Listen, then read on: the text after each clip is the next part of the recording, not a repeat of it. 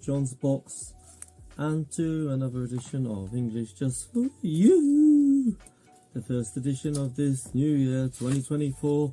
And by the way, Happy New Year to you.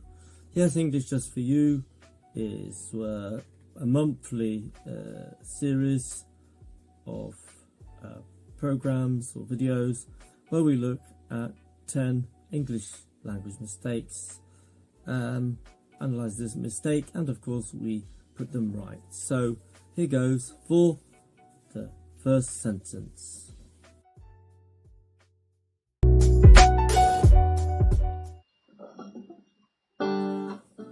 The first sentence, which is, he has a bike. Now, there are two things here which are wrong. The does, which we don't normally put into positive sentences, affirmatives, with the has. Both are modal verbs. We can't put them together. So either we can say he has a bike, or he has got a bike, or he does have a bike, if we want to emphasize that fact. So that's sentence number one. Let's move on now to sentence number two.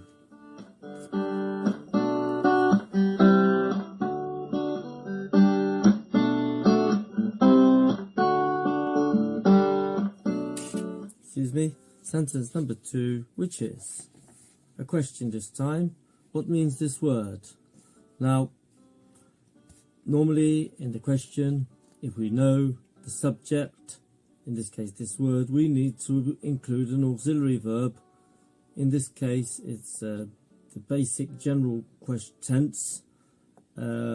This word is an it, so we'll need to put in the auxiliary does.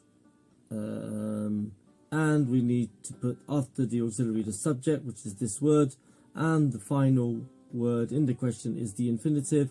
So the correct version is, what does this word mean? That's sentence number two. Let's now move on to sentence number three.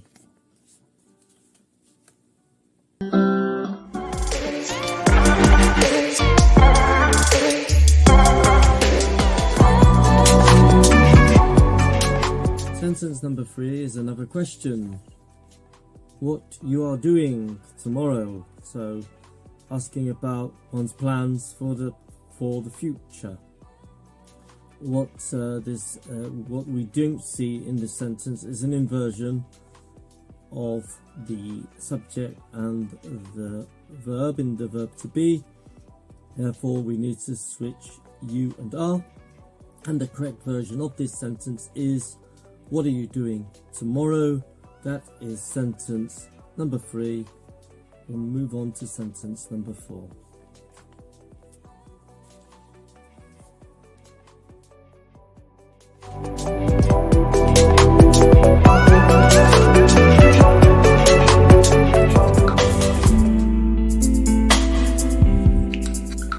Sentence number four, which is, my dog's hungry and sad.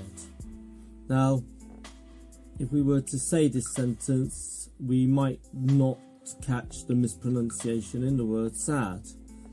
It says said, but it doesn't look right at all. Sad is spelled with an E. So that's just a blatant spelling mistake. Instead of the E, we obviously need a, sad. That's sentence number four. Let's now move on to sentence number five.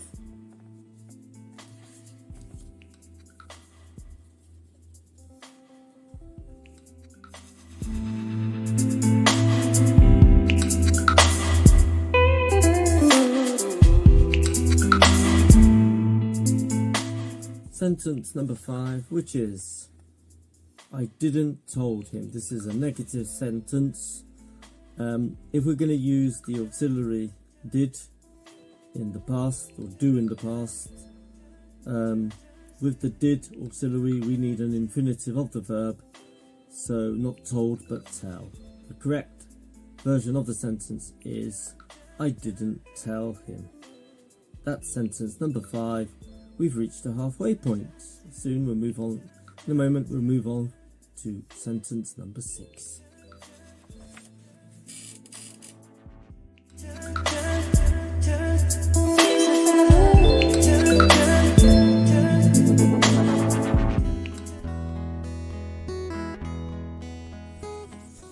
Sentence number 6 then. She lives somebody in France. There are 2 or 3 things wrong with this one. We're giving some factual information. If we're using the third person singular, the verb needs to take what we'd call a plural form. So an S in this case. She lives. We would need a preposition before somebody. So that would be with. She lives with somebody in France. Would be the correct version of that sentence number 6. We move on to sentence number 7.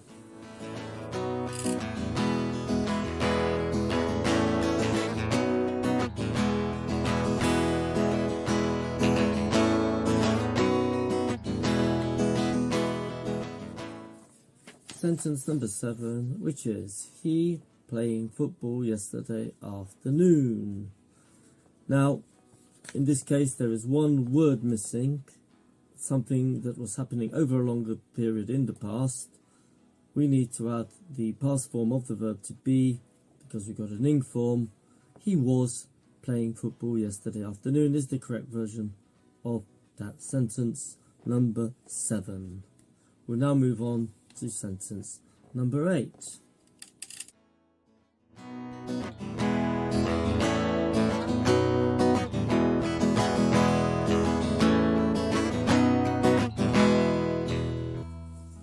Sentence number 8, which is, there's a big cross which says it's wrong.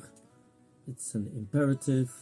Don't to run in the room. Now, if we use an imperative form, we don't use a preposition before the verb. So we'll need, in this case, to remove the to.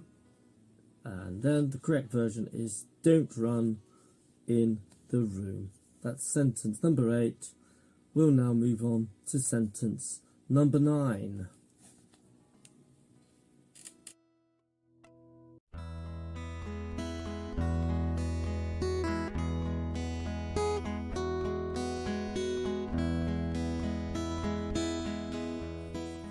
Sentence number 9, the penultimate sentence. What do you wanted? Now, there are 2 possibilities here.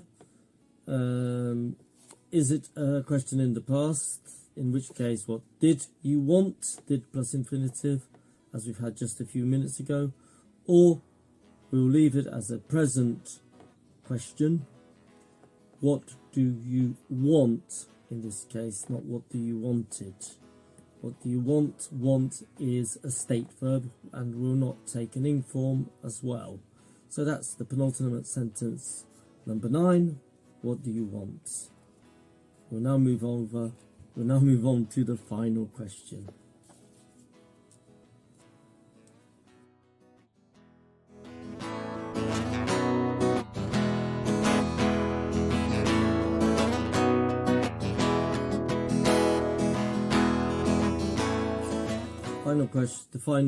The final sentence rather, I would say is the most challenging of all the ones we've had today.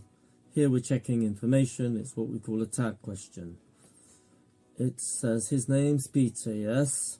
Well, in some languages that's how it would be. If you want to use slang, then it would be his name's Peter, right? However, if we want to use the tag grammatically, his name is, in the tag becomes an isn't. Peter is the name is an it, the subject name is an it. So, his name's Peter, isn't it, is the correct version. And Peter would, and somebody may respond, yes it is, or no it isn't. That's number 10, the final sentence.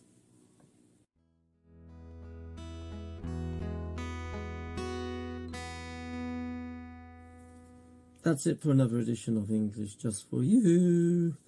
If you've got any questions, please ask them through the comment section. If you need further explanation to those corrections, I'm quite happy to give them. In the meantime, keep practicing the English and never give up. There's always room for improvement. I'll see you again in the February edition of English Just For You. Until then, enjoy the rest of the the day, evening, or good night. See you soon in another video. Bye for now.